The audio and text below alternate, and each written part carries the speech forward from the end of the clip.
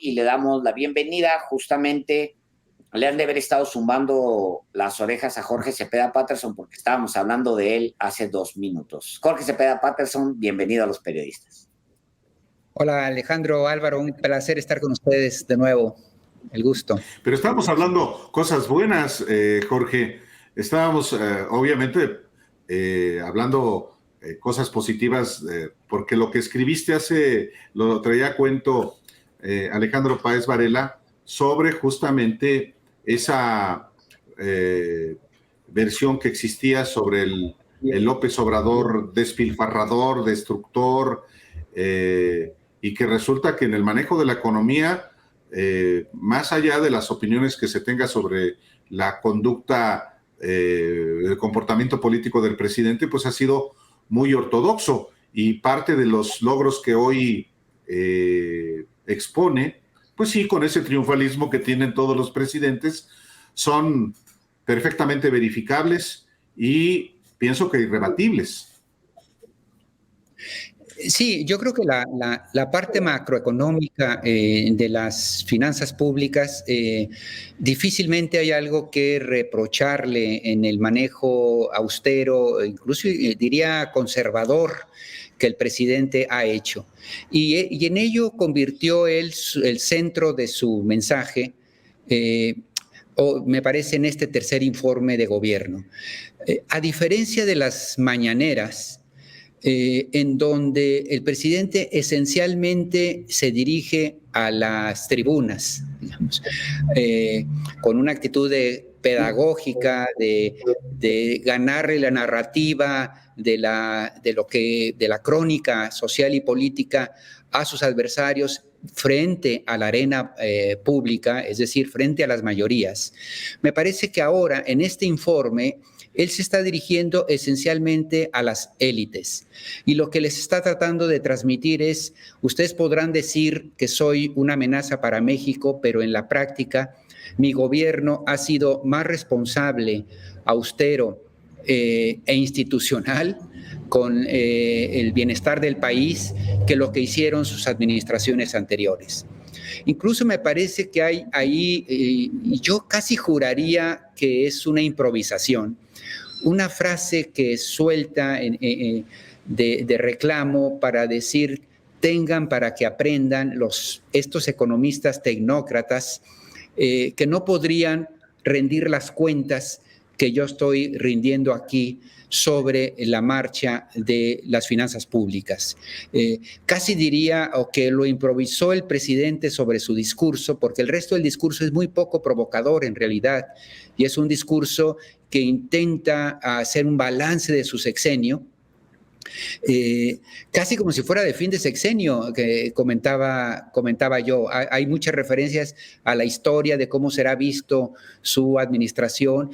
Él dice explícitamente: ya está tan avanzado y maduro que me podría ir en este momento ya de la presidencia y me iría con la conciencia tranquila de que la tarea fue realizada. Pues es en mucho, pues, una valoración del sexenio, pero una valoración de cara, me parece a mí, a las élites, para decirles: yo estoy cumpliendo y lo hice de manera más responsable que ustedes.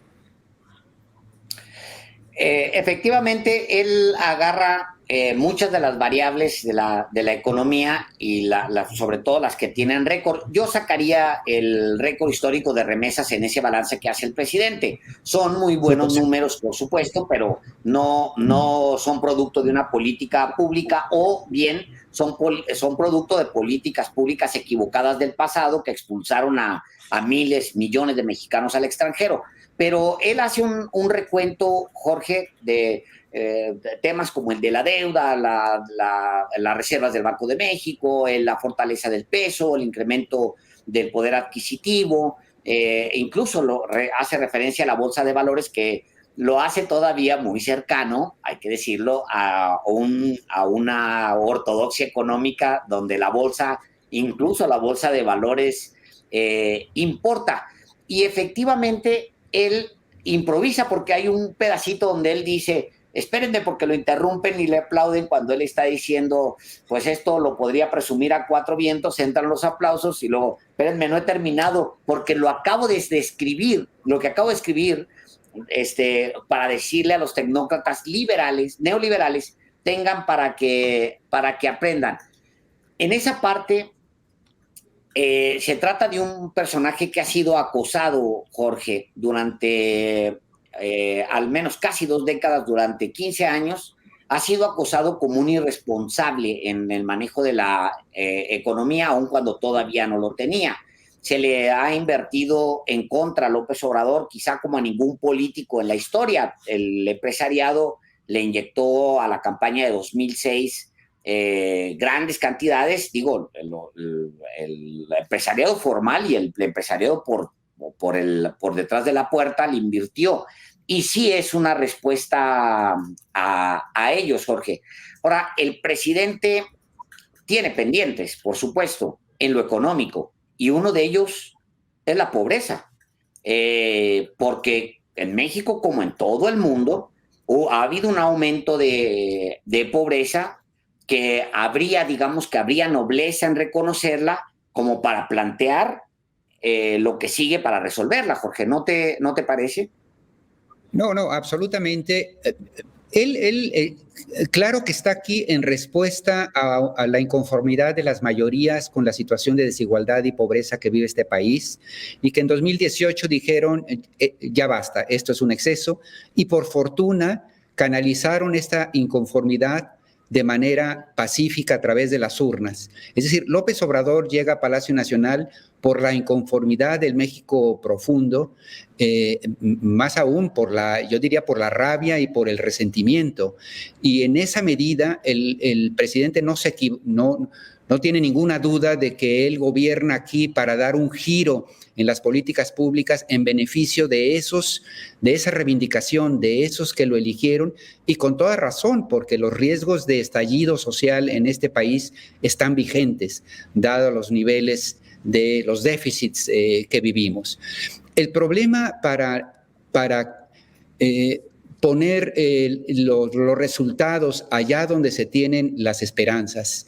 El problema para López Obrador es que habría que insistir que la iniciativa privada es responsable de 3/4 partes de la producción del PIB en este país.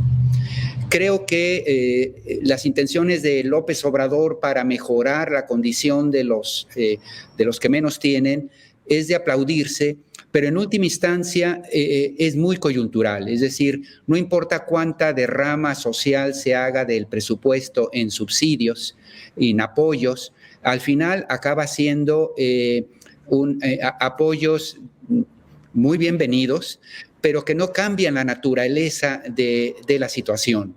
Es decir, hay un mejoramiento sustancial del salario mínimo y enormes 300,000 millones de pesos en derrama anual. Pero estos son paliativos, obviamente, mientras no se creen los empleos robustos en millones, en unidades de millones, para cambiar la condición de los pobres. Y estos empleos no los puede generar el gobierno ni en suficiencia, ni en tamaño, ni en volumen, porque, insisto, el grueso de la economía la lleva a cabo la iniciativa privada. Entonces, el presidente, me parece a mí, está atrapado en una encrucijada más allá de la bondad de sus banderas, con las cuales coincidiría completamente, y esta encrucijada es que políticamente, como decías, Alejandro, él viene de la confrontación, él se alimenta de la confrontación y políticamente incluso tiene razón, porque en la medida en que cada mañanera hable desde la perspectiva de ese resentimiento, él vuelve a construir el lazo que tiene con estas mayorías que por fin sienten que un hombre está en Palacio Nacional hablando en nombre de ellos, representándolos, gobernando para ellos. Entonces, en la medida en que él encara a los fifís, a los ricos, a los que tienen privilegios, etcétera, él reafirma y reconstruye todos los días esos niveles de aprobación. Políticamente es muy fuerte este recurso, pero económicamente es el que deconstruye la posibilidad de armar una atmósfera de confianza, de seguridad económica que le permita a la IP salir de sus escondites, de sus reservas, de aguantamos mientras esto pasa, y que permitiría por fin generar el impulso económico que venga en rescate de la pobreza.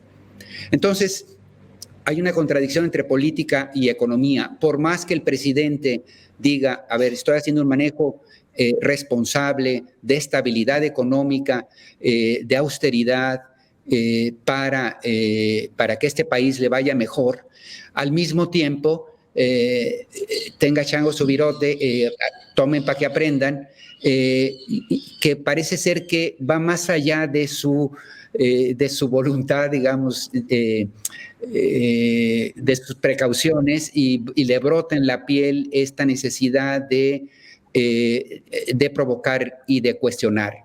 Con lo cual políticamente otra vez el animal político vence, triunfa sobre el estadista pragmático que tendría que ser de cara a sus ideales, ¿no? Ahora estamos a mitad del camino, como es el título del libro más reciente del presidente López Obrador.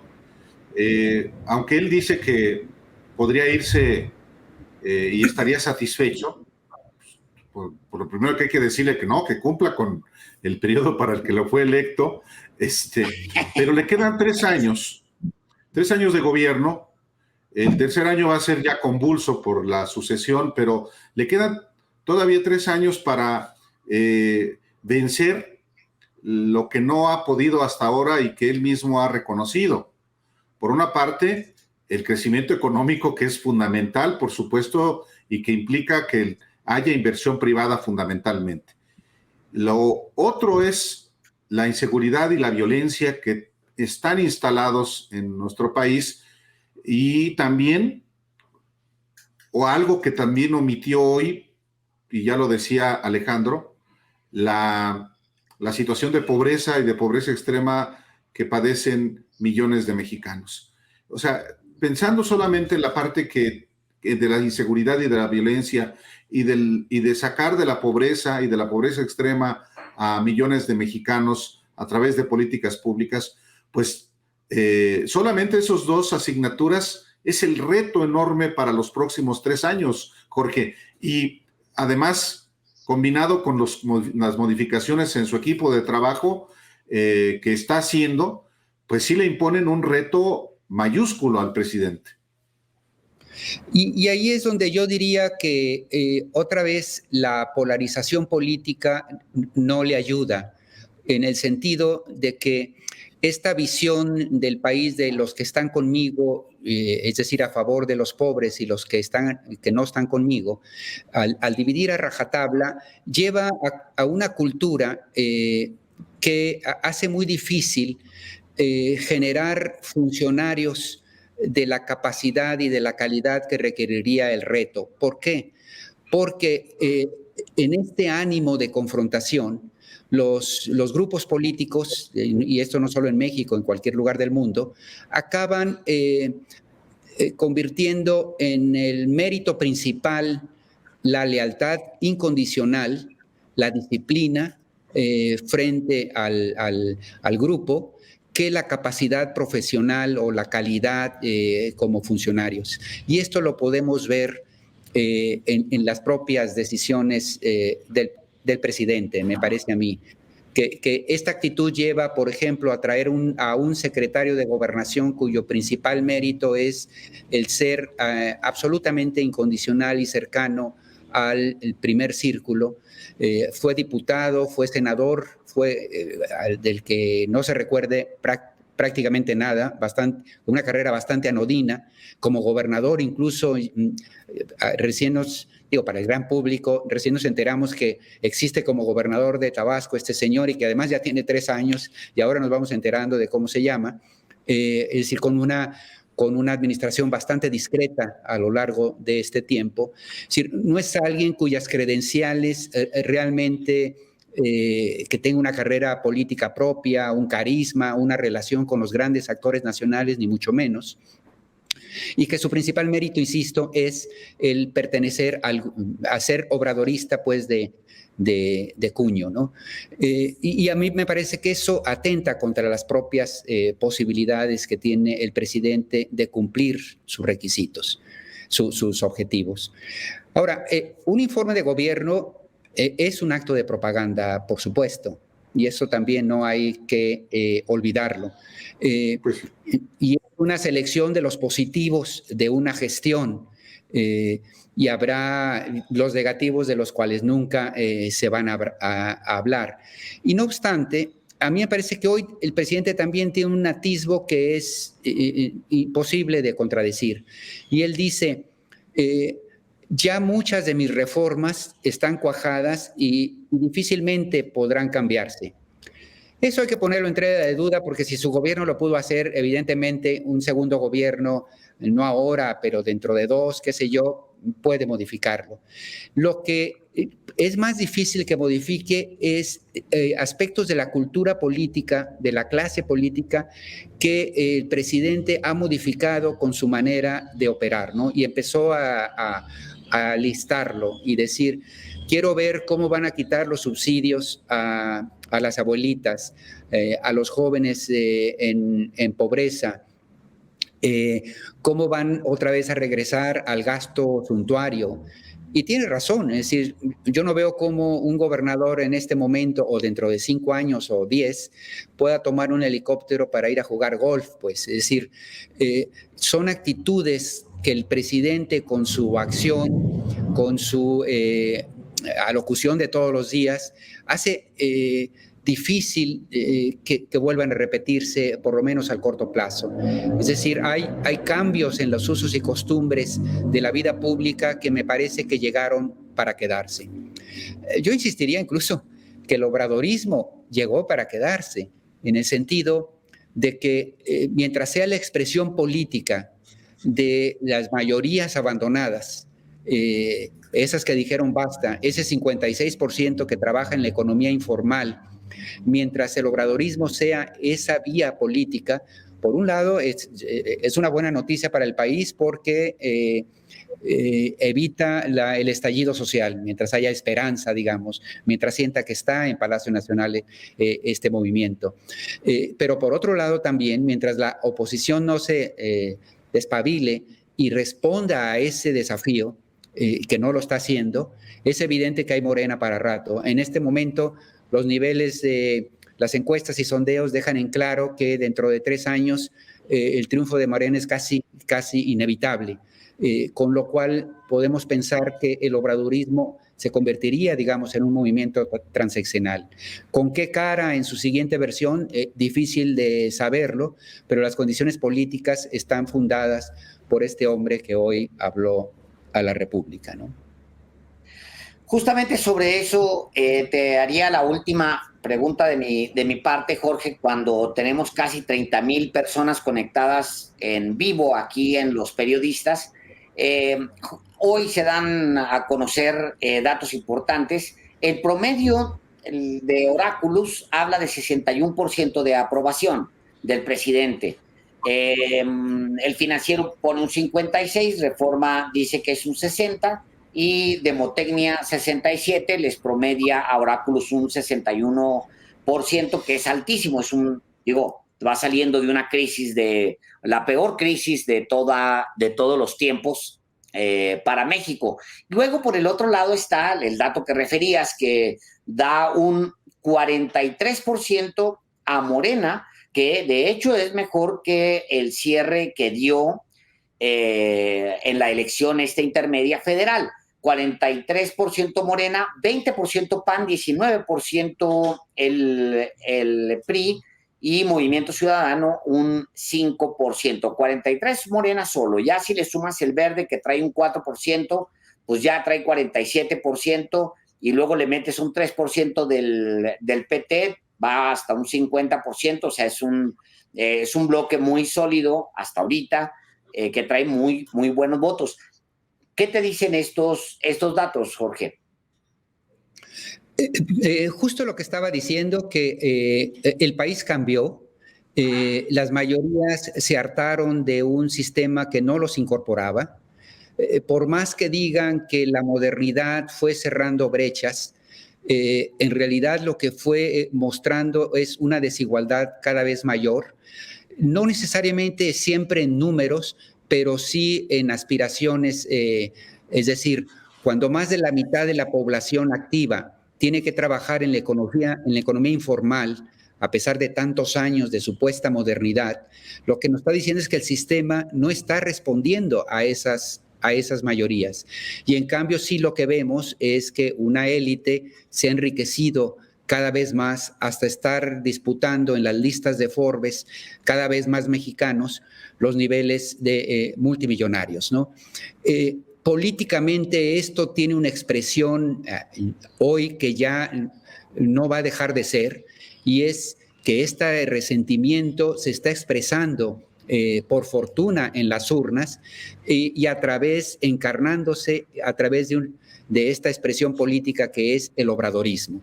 Esto no está cambiando, no ha surgido del PAN o el PRI una reconsideración para decir atendamos el tema de la pobreza y demostrémosle a toda esta gente que nosotros sí tenemos una respuesta mejor que la del obradorismo frente a esta injusticia social, pobreza y desigualdad. Vamos, ni siquiera les ha caído el 20 para empezar a construir esas propuestas. Se reducen ellos a criticar a López Obrador sin entender realmente lo que López Obrador está haciendo con respecto a respondiendo a las expectativas de estas mayorías, por lo menos a la esperanza. No sé si con los resultados todavía, pero sí en términos narrativos, este lazo, esta unión que hace con estos grupos. Entonces, no hay posibilidades de que ni en los personeros que aparecen de la oposición, ni el desgaste del PRI y el PAN, una alternativa en corto plazo que pueda sustituir cualquier cosa que vaya a proponer Morena, sea un candidato u el otro. Las encuestas de hoy, miércoles, de Reforma, que hace una especie de exploración sobre los personajes y su intención de voto potencial en la elección presidencial, que si Margarita Zavala y los Ricardo Anayas quedan tan por debajo de las opciones de Morena que prácticamente convierten a la elección del 2024 en una especie de desfile triunfal si nada diferente pasa en este país y no se ve por dónde vaya a suceder, porque, insisto, las mayorías empobrecidas están decididas a expresar su inconformidad a través de un voto. Y yo diría que el mayor aporte que está haciendo López Obrador, no lo dijo hoy en su informe, y es el de conjurar el riesgo de la inestabilidad política que ha traído el hecho de que represente las necesidades de toda esta población que de otra manera estaría estallando ya en rabia y desesperanza, ¿no?